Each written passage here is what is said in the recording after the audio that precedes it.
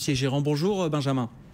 Bonjour Grégoire. Et non, on ne va pas parler du pétrole, c'est un sujet qu'on évoque régulièrement avec vous, mais justement ça va changer un petit peu.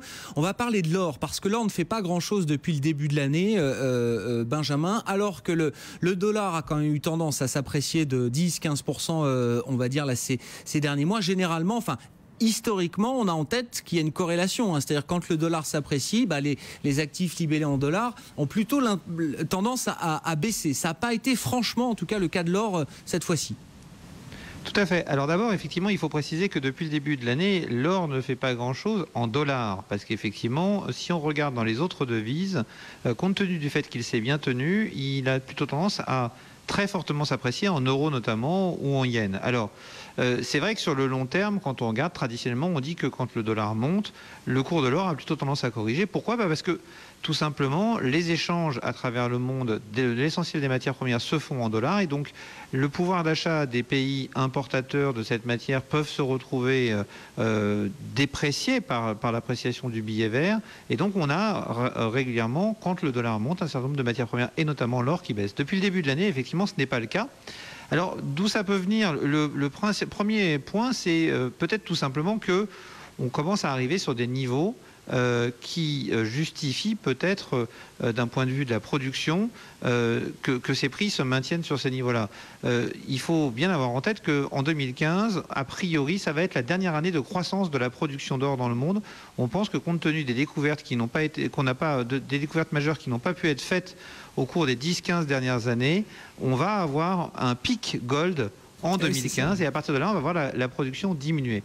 Le deuxième élément important, c'est la Chine. La Chine qui est devenue premier ou deuxième importateur d'or. Il y a un grand débat sur les chiffres. Premier producteur d'or également. Et c'est important de le souligner parce qu'en réalité, la Chine a une particularité, c'est que sa devise est amarrée au dollar. On a un peg entre le dollar et le yuan. Et donc, le fait que la Chine augmente sa part dans la consommation mondiale d'or rend peut-être un petit peu moins vulnérable le cours de l'or aux variations du dollar. Ça a donc un poids très très important dans le cours de l'or. Bon, est-ce que l'absence de baisse de l'or, là, sont les prémices d'une reprise quand même du métal précieux, là ? Est-ce qu'on peut avoir des objectifs à la hausse, des ambitions à la hausse sur cet actif-là, Benjamin ?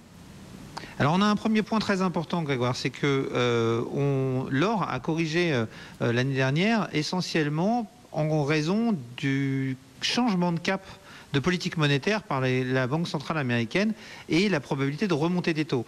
Vous savez que pour un investisseur, il faut faire le choix entre un arbitrage entre différents vecteurs d'investissement, et quand les taux d'intérêt remontent, forcément l'investissement dans l'or devient moins intéressant. Donc ça a eu tendance à peser sur les cours.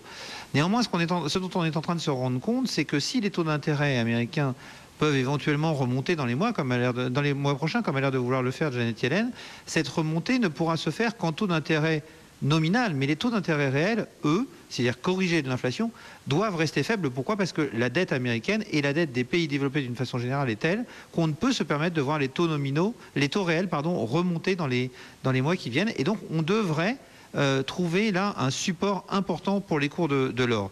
Le deuxième point majeur aujourd'hui qui nous fait penser que l'or peut retrouver un semblant de lustre et recommencer à briller dès cette année chez Prime Finance, c'est, je parlais tout à l'heure de la Chine, l'importance des tractations qui sont en cours au niveau international pour faire du yuan une devise de référence. Tous les 5 ans, le Fonds monétaire international, le FMI, revoit ce qu'on appelle la composition des droits de tirage spéciaux. Le droit de tirage spéciaux, c'est quoi ? C'est grosso modo la monnaie des banques centrales. Et depuis quelques années, on commence à entendre poindre un certain nombre de demandes de la part de la Chine qui souhaiterait que le yuan soit intégré aux droits de tirage spéciaux. Et le FMI a commencé à passer des messages. Christine Lagarde a dit clairement qu'aujourd'hui, le yuan remplissait les conditions nécessaires à ce que le yuan rentre dans les droits de tirage spéciaux. Ils veulent en faire une monnaie internationale de référence. Voilà, ça c'est l'objectif de la Chine avec sa devise. Exactement. C'est aussi peut-être dans ce cadre-là que la Chine a mis en place sa banque de développement auquel un certain nombre de pays sont en train d'adhérer pour essayer de développer le commerce en Asie. Mais pour avoir une crédibilité internationale importante, un certain nombre d'investisseurs font remarquer aujourd'hui, un certain nombre d'analystes font remarquer aujourd'hui que une monnaie a besoin d'être assise sur un certain nombre d'actifs réels. Et le plus connu d'entre eux, on le sait pour la Fed, on le sait pour les banques européennes, c'est l'or. Or, aujourd'hui, quand on regarde les réserves officielles de la Banque centrale de Chine en termes d'or, elles sont très faibles. Ils ont annoncé 1054 tonnes d'or. Le chiffre n'a pas changé depuis 2009, ce qui fait à peine 1% de leurs réserves de change. Or, pour asseoir la crédibilité du yuan, la Banque centrale de Chine pourrait avoir besoin de quantités d'or plus importantes pour montrer qu'elle repose sur quelque chose de tangible. Et là, on rejoint un débat qui a lieu depuis plusieurs années, qui est de savoir est-ce que la Chine n'achèterait pas de l'or sans le dire à personne? Parce que quand on regarde les chiffres que publient les autorités chinoises et quand on regarde les chiffres des cabinets d'analyse européens, il y a une grosse différence entre les deux, il y a un très gros gap. Et en fait, un certain nombre d'analyses, Bloomberg a commencé à en parler, ça fait plusieurs mois qu'on en parle chez Prime Finance, un certain nombre d'analyses commencent à dire qu'en fait, les réserves d'or de la Banque centrale chinoise seraient peut-être plutôt aux alentours de 3 000 à 4 000 tonnes. C'est très important parce que si la Chine annonçait dans les mois qui viennent, avant la décision du FMI, qu'elle a 3 000 à 4 000 tonnes d'or dans ses réserves, ça voudrait dire quoi, Grégoire? Tout simplement que la Banque centrale chinoise est la deuxième banque du monde en termes de détention d'or derrière les États-Unis. Je rappelle, les États-Unis détiennent à peu près 8 000 tonnes d'or dans leurs réserves. Le deuxième, c'est l'Allemagne qui a à peu près 3 000 à 3 500 tonnes, ce qui veut dire que la Chine se positionnerait devant l'Allemagne et aurait une vraie crédibilité, une vraie solidité pour convaincre le monde de l'importance d'inclure le yuan dans les droits de tirage spéciaux. Merci beaucoup Benjamin, merci d'avoir été avec nous en duplex vidéo depuis Prime Finance. Benjamin Louvet, associé gérant de Prime Finance. On parlait donc de l'or, l'or qui ne fait pas grand chose aujourd'hui. On est sous les 1 200 $, 1190 $.